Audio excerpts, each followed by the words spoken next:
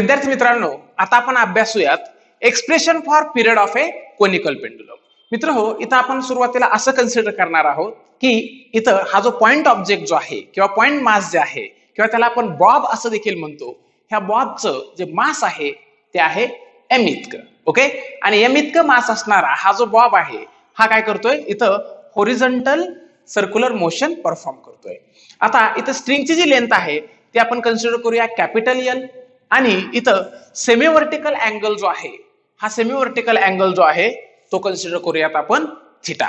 Okay, तर at any position of the point mass or a bob there must be 3 forces acting on the bob. त्या bob वरती किती forces act होतील मित्रांनो? 3 forces act होतील. पहिला फोर्स कुठचा असेल? Weight of the bob in vertically downward direction. Vertically downward direction कुठला फोर्स असेल मित्रांनो? वेट, बरोबर आहे.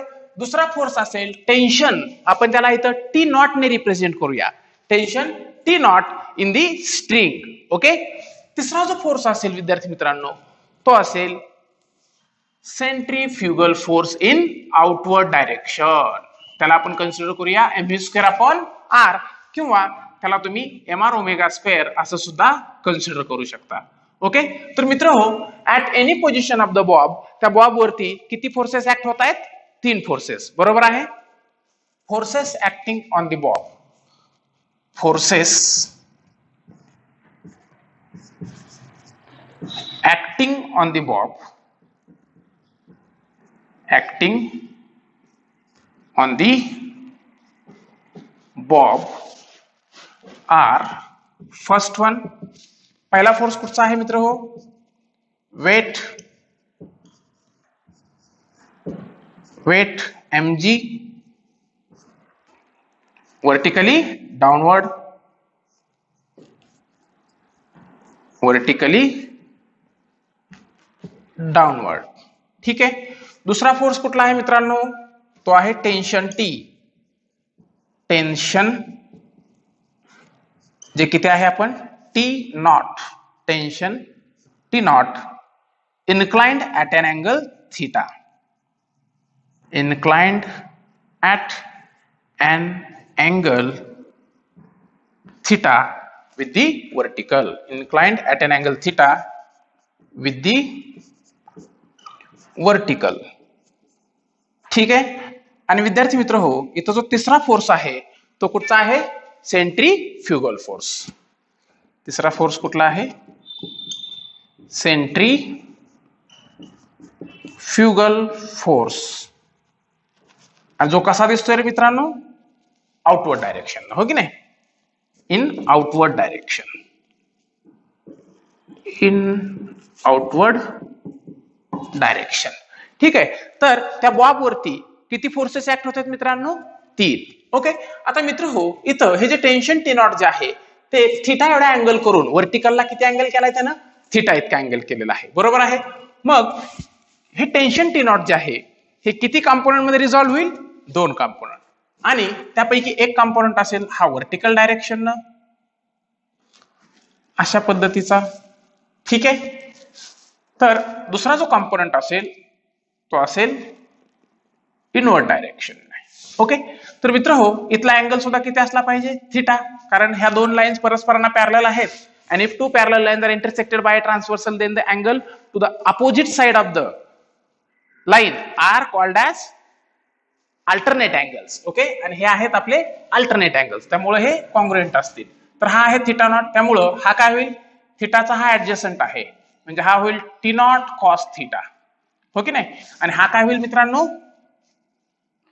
टी नॉट, आपण त्याला वरती लिहूयात, टी नॉट साइन थीटा.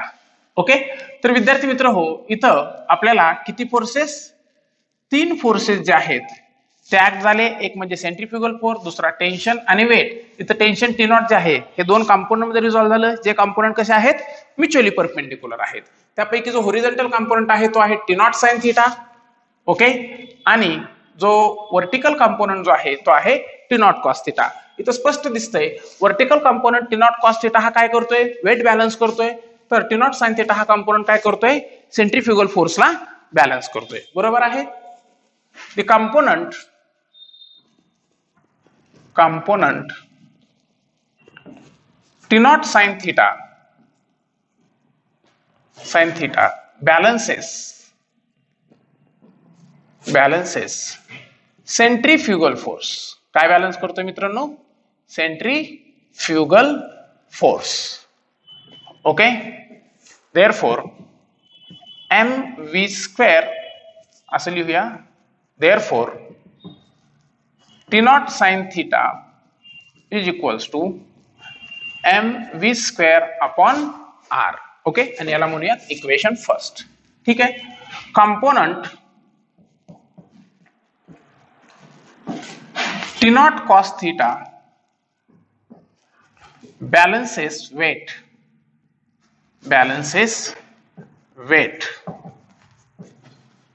ठीक आहे, mg.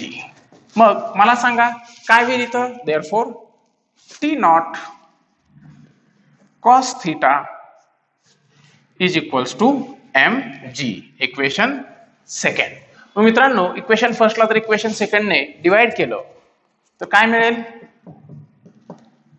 Dividing equation first by equation second. काय होईल रे मित्रांनो? आपल्याला इथे T naught sin theta upon T naught cos theta is equals to mv square upon r upon mg असं इक्वेशन मिळेल. इथे mm काय होईल? कॅन्सल होईल. T naught सुद्धा काय होईल मित्रांनो? कॅन्सल होईल. मग मला सांगा साइन अपॉन कॉस काय मिळाला आपल्याला?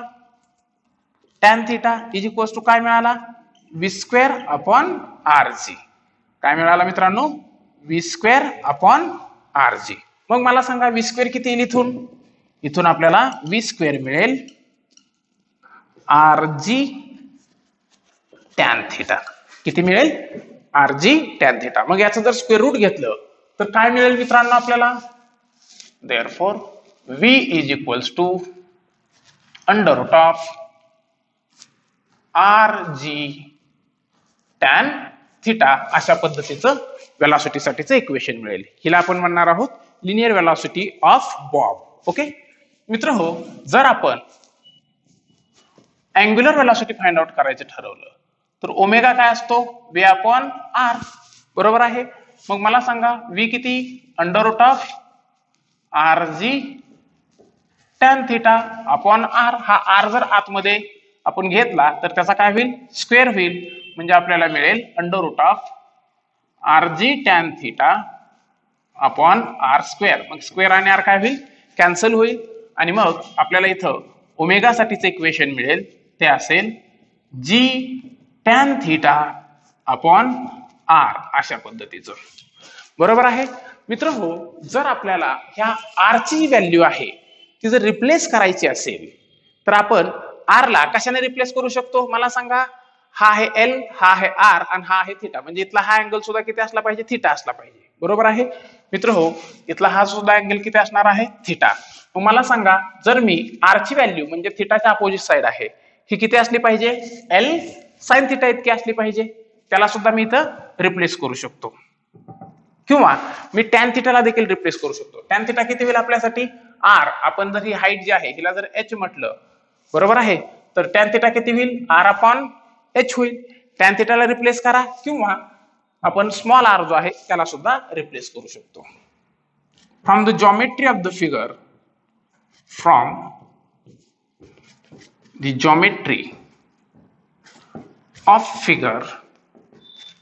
Okay, small r is equals to l sine theta. Small r काय असतो?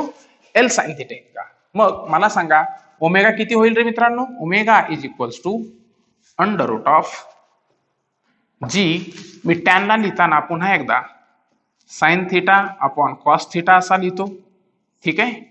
आणि इथे डिवायडेड बाय कसं लिहू शकतो आपण?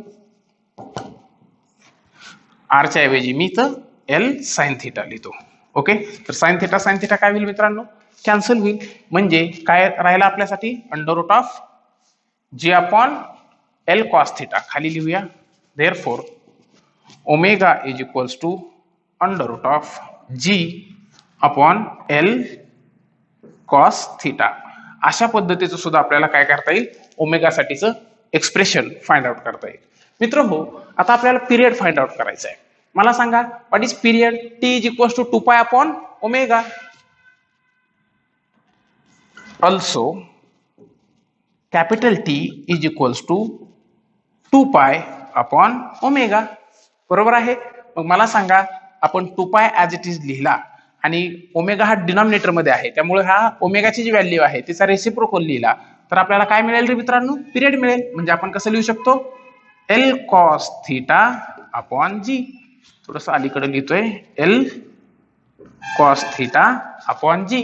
तर मित्र हो, अशा प्रकारे आपण काय करू शकतो, पिरियड साठीचं एक्सप्रेशन फाइंड आउट करू शकतो. मित्र हो, जर मी इथं ओमेगाची व्हॅल्यू ही जर रिप्रेझेंट केली तर पिरियड साठीचं दुसरं इक्वेशन कसं होईल, टी इज इक्वल्स टू, तुम्ही असंही लिहू शकता, 2 पाय अंडर रूट ऑफ, कसं लिहाल, आर अपॉन जी टॅन थीटा. हो की नाही.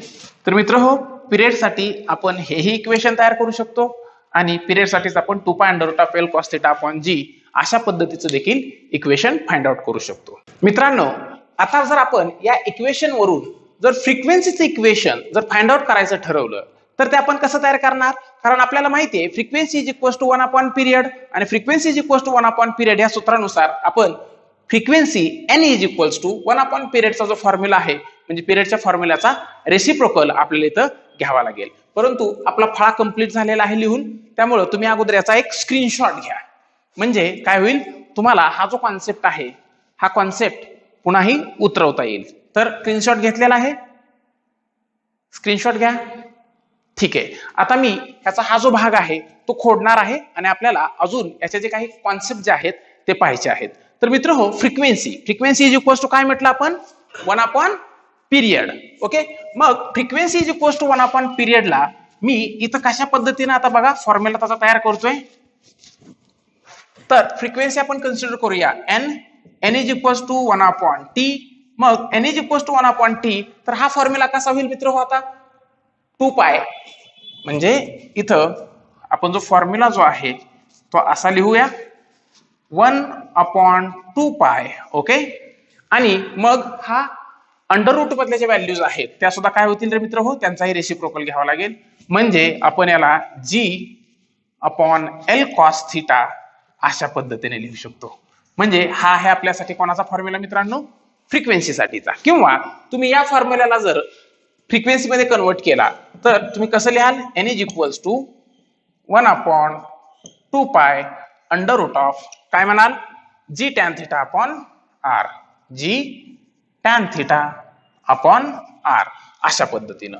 म्हणजे मित्र हो, आपण फ्रिक्वेन्सीचे देखील काय करू शकतो, 2 फॉर्म्युले तयार करू शकतो. ओके. हे आहेत फ्रिक्वेन्सीसाठीचे फॉर्म्युले. मित्र हो, फ्रिक्वेन्सीचा जर फॉर्म्युला तुम्ही पाहिला तर तुम्हाला इथून या पहिल्या फॉर्म्युल्यातून काय लक्षात येते, frequency of conical pendulum is directly proportional to the root of g, that is directly proportional to the square root of acceleration due to gravity, and frequency of conical pendulum is inversely proportional to the square root of length of the string. तसेच आपण असंही म्हणू शकतो, frequency of conical pendulum is inversely proportional to the cosine of semi vertical angle theta. Okay. मग मित्र हो, आपण काय काय म्हणू शकतो, from the above equation, from the above equation we can say n is inversely proportional to square root of length, okay, comma n is directly proportional to the square root of acceleration due to gravity, and we can say n is inversely proportional to the cosine of semi vertical angle theta. okay.